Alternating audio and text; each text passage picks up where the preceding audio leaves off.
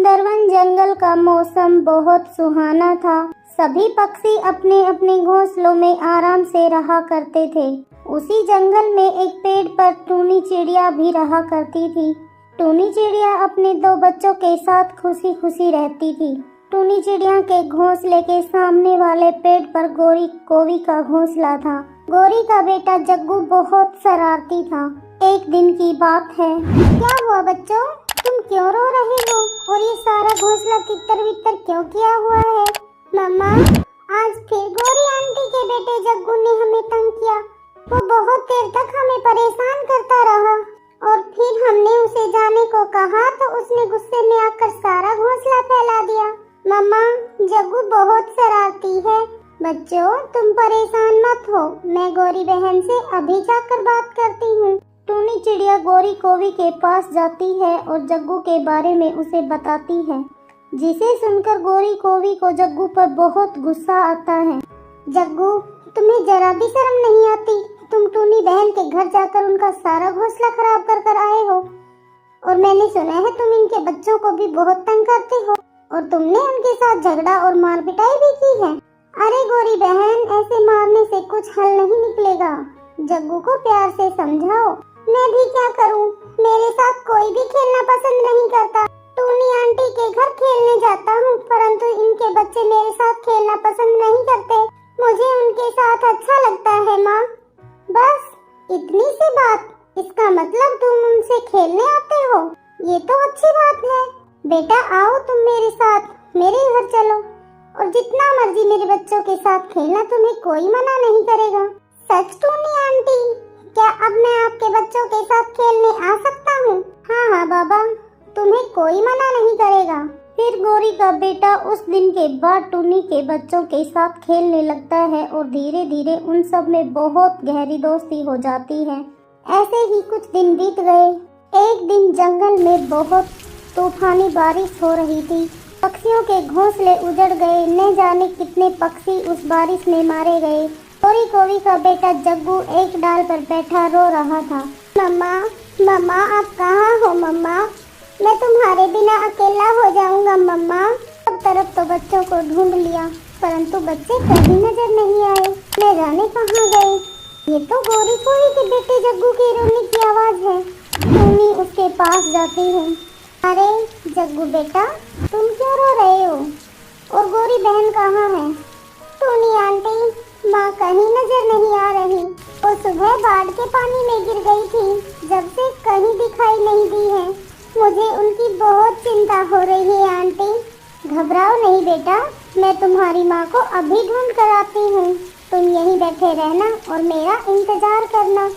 और फिर टूनी गोरी कोवी की तलाश में निकलती है। न जाने गोरी बहन किस हाल में होगी। बच्चे भी कहीं नजर नहीं आ रहे। न जाने कहाँ चले गए। फिर अचानक टूनी की नजर बारिश के पानी पर पड़ती है। हे भगवान, मेरे दोनों बच्चे और गोरी बहन इस बारिश में मारे गए। जग्गू को जब मैं ये बताऊंगी कि उसकी माँ अब इस दुनिया में नहीं है, तो वो इस सदमे को बर्दाश्त नहीं कर पाएगा। मुझे ये बात जग्गू से छुपानी होगी।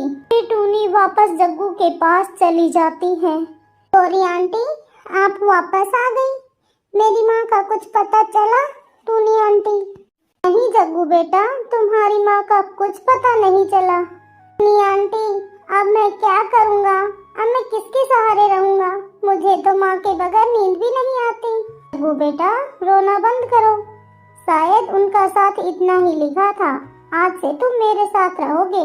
मैं ही तुम्हारी देखभाल करूँगी। मैं तुम्हारा पालन पोषण भी करूँगी। मैं भी तो तुम्हारी माँ की तरह ही हूँ ना। जग्गू को लेकर टूनी दूसरे जंगल चली जाती है। जग्गू, अब हम इस जंगल में रहेंगे। हमें अपना घोंसला बनाना होगा। घोंसला बनाने में तुम मेरी मदद करोगे ना? जग्गू, देखो हम कितनी मेहनत से एक एक तिनका बटोर कर घोंसला बनाते हैं। हाँ टूनी आंटी, ये घोंसला बनाना तो बहुत मुश्किल काम है। बहुत मेहनत के बाद वो दोनों अपना घोंसला बना लेते हैं। अचानक जग्गू घोंसले से नीचे गिर जाता है और रोने लगता है। जग्गू, क्या हुआ बेटा? तुम रो क्यों रहे हो? टूनी की नजर जग्गू के पैर पर जाती है, जिससे बहुत खून निकल रहा था। जग्गू, तुम्हें ये चोट कैसे लगी?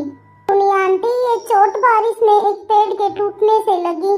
तुम चिंता ना करो बेटा, मैं किसी से पूछकर वैद्यराज को दिखा लाती हूँ, फिर वो तुम्हारा पैर ठीक कर देंगे। टूनी जग्गू को लेकर वैद्यराज की तलाश में निकलती है। तभी उसे जंगल में रानो चिड़िया मिलती है। टूनी चिड़िया, तुम तो सुंदरवन जंगल से आई हो ना? मैंने सुना था तुम्हारे तो 2 बच्चे थे, फिर ये किसका बच्चा है? फिर टूनी रानो को बारिश की बात बताती है। रानो बहन, बारिश में मेरे दोनों बच्चे मारे गए, लेकिन जग्गू भी मेरा ही बेटा है। क्या हुआ अगर मैंने इसे जन्म नहीं दिया? पालने वाली माँ तो बन सकती है ना? टूनी बहन, तुम्हारी ममता देखकर तो मेरी भी आंखें भर आई। टूनी, तुम कितनी महान हो, एक कौवी के बच्चे को तुमने कितनी ममता से संभाल लिया। टूनी बहन, वैद्यराज आ गए, तुम इसका पैर दिखा सकती हो। फिर टूनी जग्गू का पैर दिखाकर और दवा दिलाकर अपने घोंसले में वापस लौटती है और अपने ममतामयी आंचल से जग्गू को सुला लेती है। ऐसे ही कुछ दिन बीत गए। टूनी जग्गू का बहुत ख्याल रखती, खुद भूखी रहकर उसे खाना बटोर कर ला कर देती। फिर एक दिन, टूनी माँ, आपकी वजह से आज मैं स्वस्थ हूँ। आपने मेरी बहुत ध्यान रखा है माँ, अब मैं आपको छोड़कर कहीं नहीं जाऊँगा। हाँ मेरे बच्चे, अब मैं भी तुम्हें छोड़कर कहीं नहीं जाऊंगी। फिर जग्गू और टूनी खुशी खुशी उस घोंसले में रहने लगते हैं। जग्गू को माँ का प्यार मिल गया था और टूनी को जीने का सहारा। प्यारे दोस्तों, कहानी कैसी लगी हमें कमेंट कर जरूर बताएं और हाँ, चैनल को सब्सक्राइब करना मत भूलना।